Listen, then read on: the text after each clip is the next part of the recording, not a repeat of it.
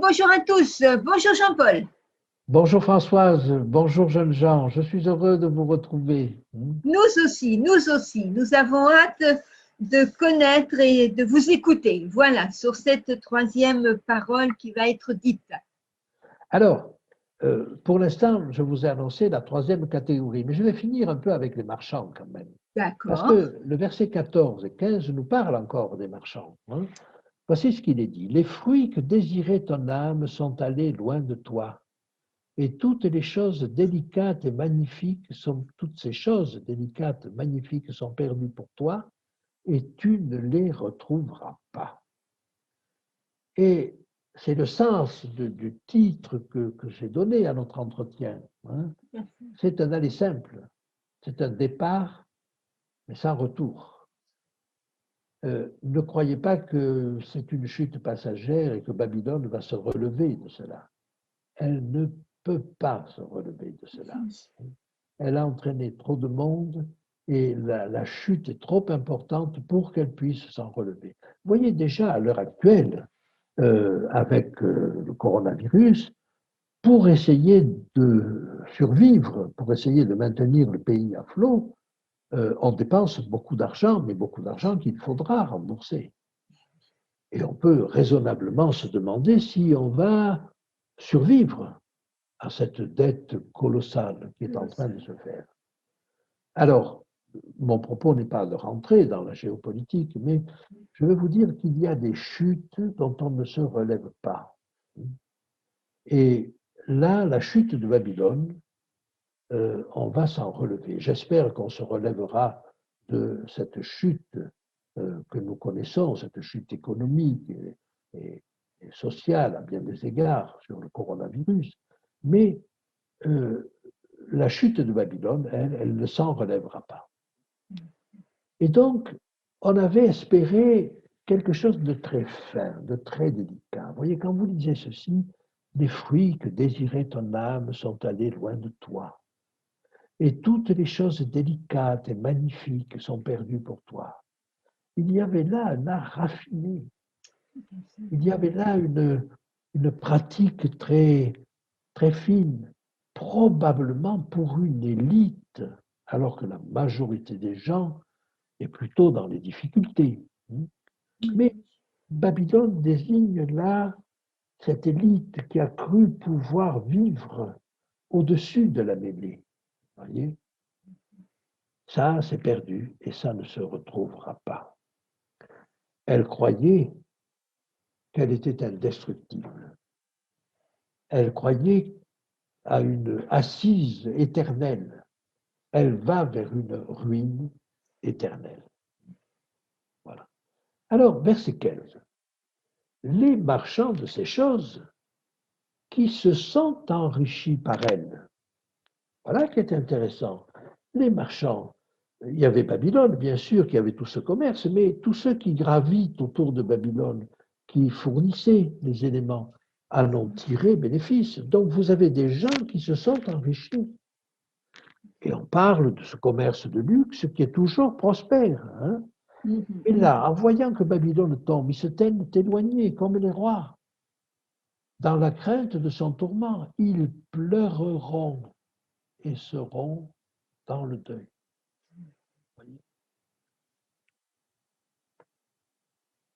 Et ils diront, malheur, malheur. La grande ville qui était vêtue de fin lin, de pourpre et d'écarlate. Vous vous rappelez cette Babylone? Bien sûr. Pleine vêtue de fin lin, de pourpre et d'écarlate. Cette écarlate, vous vous rappelez ce sens d'écarlate, c'est le vêtement des rois. Et elle disait, je suis assise en reine, je ne mourrai pas. Et puis, il y en avait une autre qui était écarlate, c'était la bête. Et deux écarlates, c'est-à-dire deux prétendants au trône, ça fait un de trop. Voilà. Parés d'or, de pierres précieuses et de perles. Voilà. Alors, verset 17, en une seule heure, tant de richesses ont été détruites. Voyez, ces grands de la terre ont essayé d'accumuler des richesses. Et vous avez des gens qui accumulent des richesses. Je ne sais pas, vous savez certainement que le président d'Amazon a plus de 100 milliards pour lui. 100 milliards. C'est une fortune, dit-on, à 13 chiffres. À 13 chiffres. C'est tellement. On a parfois, et combien de gens sont dans des chiffres négatifs, c'est-à-dire Mais sont oui, tout à fait. c'est-à-dire qu'ils n'ont pas même un euro à eux. Tout à fait. Ce qu'ils peuvent laisser, c'est des dettes.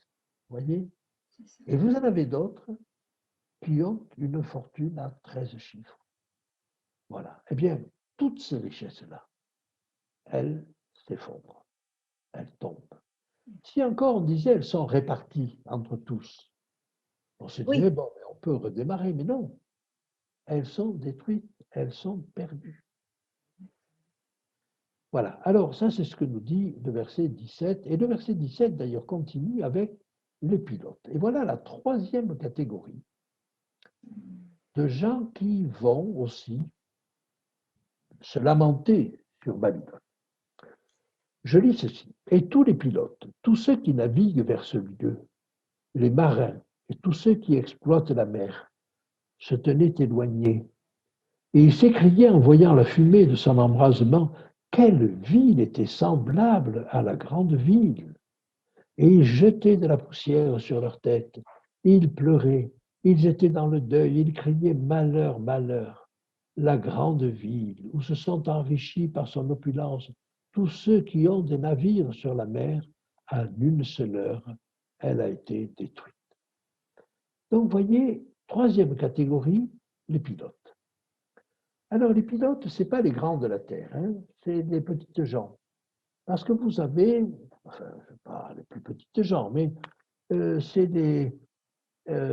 pas les grandes puissances, mais ce sont ceux qui, quand même, profitent de ce système-là, ont leur petit commerce, ont leur système de navigation. Hein, ce sont les pilotes, ceux qui naviguent. Bon, les marins, tous ceux qui exploitent la mer, nous dit-on. Donc, tout cela, ce sont les petits métiers. Qui exploitent la mer, on pourrait penser aussi que ce sont ceux qui exploitent les populations, parce que vous savez que le chapitre 17 disait que les grandes eaux, ce sont les peuples, les nations, les foules et les langues. Bon. Donc, il est possible que ça veuille dire tous ceux qui exploitent la population. Mais peu importe, tous ces gens-là, donc, qui sont à un niveau inférieur, mais qui profitent du système Babylone, tout cela voit avec douleur Babylone s'effondrer à son tour. Et ils sont désespérés. Et alors, ils vont dire des choses intéressantes. Ils s'écriaient en voyant la fumée de son embrasement, quelle ville était semblable à la grande ville. Vous voyez, vous avez là une question que reprend le nom de Jésus. Le nom de Jésus, c'est un nom qu'il prend et par lequel il dit, c'est Michael. Hein, et Michael veut dire qui est semblable à Dieu. Non pas celui qui est semblable à Dieu, mais qui donc est semblable à Dieu. C'est une interrogation. Et quand vous lancez cette phrase, en réalité, vous voulez dire que personne n'est semblable à Dieu. Quand vous dites qui est semblable à la bête et qui peut combattre contre elle, hein, ou qui est semblable à la grande ville, à Babylone, vous dites, en réalité, il n'y a pas d'équivalent. Voyez ? Donc, il n'y a aux yeux des hommes rien d'équivalent à Babylone. J'aimerais établir, si vous voulez, ce parallèle. La fin des temps va voir deux chefs-d'œuvre. Vous avez d'un côté le chef-d'œuvre de Satan. Le chef-d'œuvre de Satan, c'est Babylone.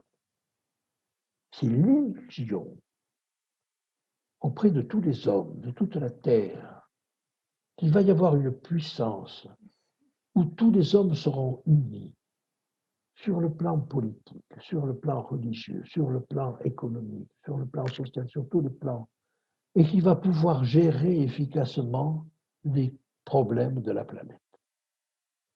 Vous avez un autre chef-d'œuvre, c'est le chef-d'œuvre de Dieu. Et ce chef-d'œuvre de Dieu, c'est les 144 000. C'est ce petit peuple dont on dit qu'il est irrépréhensible. Il a la voix comme celle de joueurs de harpe, mais une voix puissante comme le bruit des grosses eaux. Vous voyez, c'est ça ce peuple. Un petit peuple apparemment sans importance, sans puissance, fragile, qui est à la merci de ses ennemis, mais qui finalement délivre un message puissant et que Dieu va protéger. Voilà les deux chefs-d'œuvre qui s'opposent à la fin. Le chef-d'œuvre de Satan, Babylone, le chef-d'œuvre de Dieu, les 144 000. Et alors, ces ennemis du peuple de Dieu disent, mais qui est semblable à la grande ville? Au chapitre 13, nous avions vu qui est semblable à la bête et qui peut combattre contre elle. Vous voyez, ils ont l'impression qu'on était arrivé à un summum qu'on ne pouvait pas dépasser.